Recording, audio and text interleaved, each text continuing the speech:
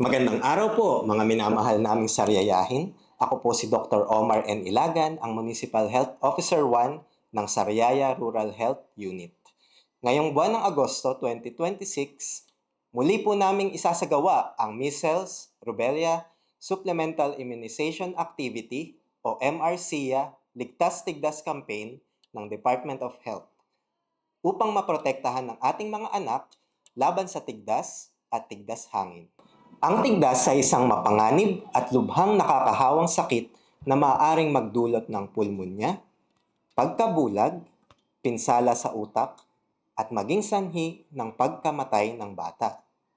Ngunit ang magandang balita ay mayroong ligtas, epektibo, at libreng bakuna upang maiwasan ito. Kaya naman hinihikayat ko ang lahat ng mga magulang at tagapag-alaga ng mga bata na dalhin ang inyong mga anak na may edad 6 to 59 months sa pinakamalapit na health center, barangay vaccination site, o sa mga vaccinations team na bumibisita sa inyong mga lugar. Ang pagpapabakuna ay hindi lamang proteksyon para sa inyong mga anak, kundi proteksyon din para sa buong pamayanan. Sa bawat batang mababakunahan, mas lalo nating mapipigilan ang pagkalat ng tigdas at mapapanatili nating ligtas at malusog ang ating bayan.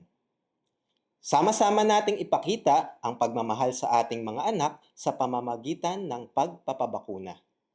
Mula sa Sariaya Rural Health Unit, kami po ay nananawagan magpabakuna at sama-sama nating wakasan ang banta ng tigdas sa bakunang epektibo at ligtas, todas ang tigdas. Maraming salamat po at mabuhay ang bawat batang Sariayahin.